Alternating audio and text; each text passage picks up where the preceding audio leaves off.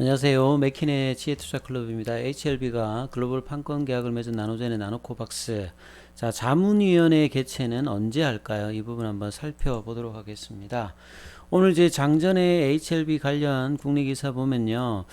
특별한 어떤 기사보다는 이제 그 베트남 언론이죠. 이 뚜이 이제 관련해서 이것도 이제 기존에 나왔던 부분입니다.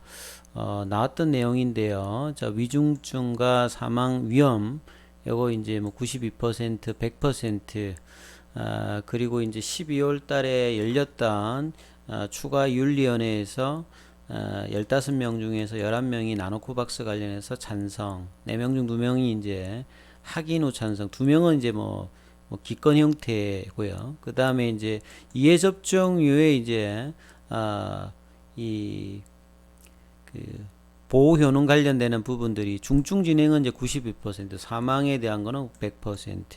요게 이제 추가로 이제 데이터 관련되는 부분이죠. 그래서 전체적으로 평균적으로 한 6개월 정도 뒤에 보면 한 51.6% 정도가 낮다는 소리겠죠.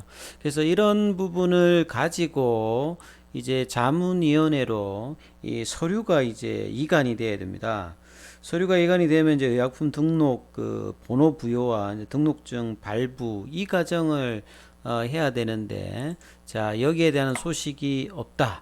그래서 이제 지난번에 어떤 내용들을 본다라고 하면 서류 제출을 20일까지 하라고 했을 때 서류 제출을 했다, 뭐 이런 기사는 이제 나오지 않았기 때문에 이제 회의 결과가 이제 언론에 나오는 어떤 형태라고 이제 보여진다면, 이번에 자문에도 개최를 했는데 이제 소식이 언제쯤 나오느냐, 이게 이제 뭐 중요 포인트겠죠.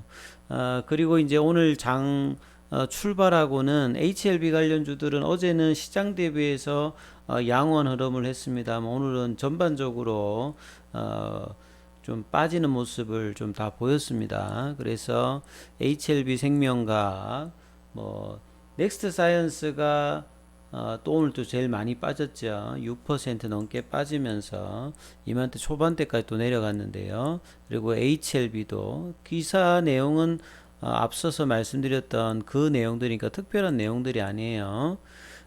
그리고 이제 10시 한 58분에 계속 이제 나노코박스 백신 관련되는 이야기는 나왔습니다만 특별한 이야기는 없었고, 예, 오후에 갈수록 이제 하락 흐름들이, 예, 코스닥 같은 경우에는 장중 좀 그 하락폭을 키웠다가 좀 줄였다가 오후에 다시 또 느려서 코스닥 지수 자체가 한 2.90 정도 빠졌죠. 그래서 오후장에도 하락 흐름세를 계속 이제 유지하는 모습이었습니다.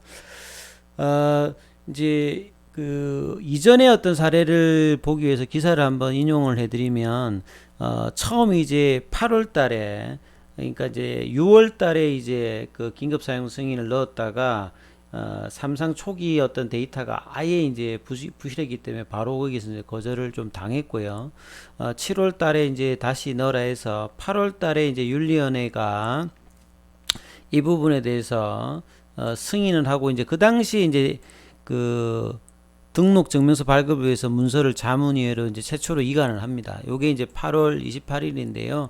이 당시는 이제 좀 그 델타 변이 이슈도 있고 사실 좀 기대감이 있었기 때문에 이런 기사만 나오면 이 관련주들이 시간에 상한가를 갔던 어떤 재료입니다. 그래서 이 문서가 갔다는 거, 그 다음에 자문위가 열렸다든지 결과가 어떻게 나왔다는 게 주가에서는 상당히 뭐 일단 중요한 부분이고요. 그래서 9월 달에 다시 이제 여러 가지 부분들을 이야기를 했죠. 이제 뭐 델타 변이라든지 알파 변이 관련되는 부분이라든지 WHO 기준의 어떤 보호하는 어떤 데이터라든지 안전성 관련되는 부분들을 요구를 많이 합니다. 그래서 이제 9월 달에 있었던 부분에서도 자문위가 다시 이제 이 부분들이 미흡하다. 그래서 윤리위원회가 자문위로 서류를 넘어가지 말고 이제 추가 어떤 부분이 필요하다, 이런 상황에서 이분이 이제 르반 트루엔 이 베트남 자문위 위원장입니다. 그래서 10월 달에 기사를 보면 우리는 이제 기다리고 있는데 서류가 안 왔다.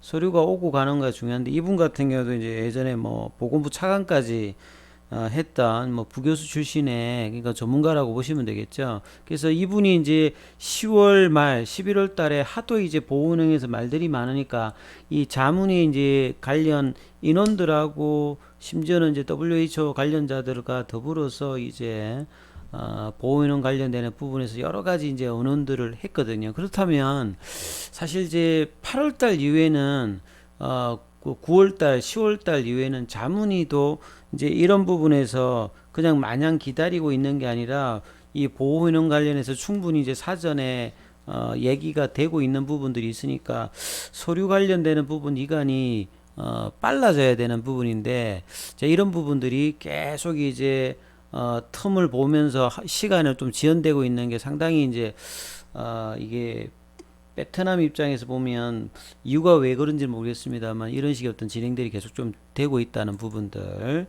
이렇게 좀 보셔야 될 것 같고요.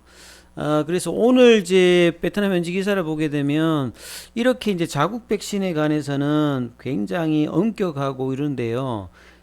긴급 승인을 해주는 이제 그 해외 백신 수입하는 부분들에 대해서는 굉장히 빠르빠르 하죠. 그리고 이제 지금 문제가 되고 있는 경구용 치료 중에서 이제 몰루피라비르 관련되는 부분 여기에 또 유통 허가를 발행할 것을 제안한다. 그러면서 이게 그 신청을 검토하는 이제 회의를 개최했다. 그러니까 자문위를 열었다는 거거든요. 그러니까 뭔가 조금 이제 앞뒤가 안 맞는 어떤 행보들을 많이 해요. 베트남이 자국 백신에 대해서는 굉장히 엄격하고 뭐 안전성, 면역원성, 보호원성 각적으로 맞아야 된다는데 지금 논란을 빚고 있는 몰루피라비르 같은 경우에는 또 이제 뭔가 치료제로 이렇게 허가 관련해서 이제 이 자문위 개최가 있었다는 걸 보면 조금 이제 베트남의 어떤 정책적인 부분에 대해서 조금 이제 일관성이 좀 없다 이런 부분들이 좀 있고요. 그리고 이제 어제 이 오후에 또 열렸던 그 회의가 있습니다. 이 응웬 탄농 그 보건부 장관이 주최하면서 이제 뭐 작년도에 사실 이제 백신 관련되는 부분에서 대대적인 캠페인을 하고 난 다음에 성공적이었다. 그래서 이제 베트남은 2022년도를 이 마스터 프로그램을 성공적으로 구현해 가지고요 경제를 제대로 재건하자 이 이야기를 작년 하반기부터 계속을 하고 있거든요. 그래서 작년도에 베트남이 WHO의 건장하는 목표보다도 좋았다. 이게 이제 8월 달 이후에 백신 외교가 나름대로 이제 미국을 중심으로 해서 성과가 좀 있어서 했는데 올해는 좀 다르다는 이야기들을 계속하고 있죠. 3차, 4차 부스터샷을 하기 위해서는 한 1억 한 7,500만 도즈 정도가 필요한 상황인데 이 부분 확보를 위해서 자국 백신에 대한 요구가 계속 나오고 있는데 여기에 대한 부분은 특별한 지금 이야기는 없어요. 그리고 이제 오미크론 관련되는 부분들도 백신을 접종하지는 환자 대비해서 조금 이제 발병률이 좀 높다는 이야기들이 있고 뭐 5가지의 이 뭐 예방 통제 프로그램 관련되는 부분에서도 이제 이렇게 하기 위해서 이제 자국 백신에 관련되는 부분이 분명히 필요합니다만 여기에 대한 어떤 구체적인 언급은 아직 안 나오고 있습니다만 앞서서 말씀드렸듯이 서류가 나름 이제 그 현지 기사에도 보면 서류가 넘어갔다는 부분들도 있고요. 그래서 뭐 조만간 이제 자문이 오늘도 보면 이제 다른 부분을 통해서 자문위 개최가 뭐 일어나고 있는 걸 보면 자문위가 조만간 이제 빠르게 개최가 되어서 이 부분에 대한 논의가 될 것으로 보여지니까 좀 기다려야 되겠죠. 그래서 저는 이번 주에 나올 가능성이 좀 있다라고 봤는데 아직까지는 지금 나오고 있지 않습니다. 그래서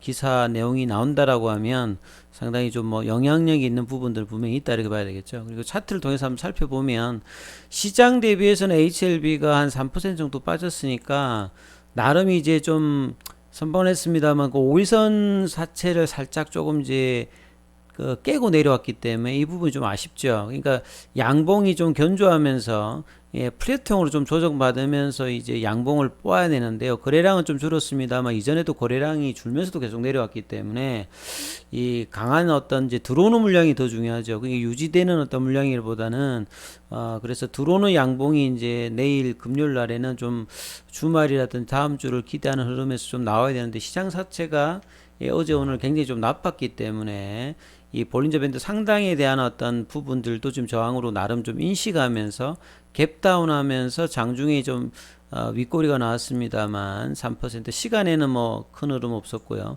공매도 관련되는 부분들은 전일 대비해서 좀 주는 모습이었습니다만 개인들하고 기관들은 매수하는 흐름들, 그리고 조금 이제 나노젠의 지분을 가지고 있는 넥스트 사이언스가 좀 더 강한 어떤 흐름을 보였는데요.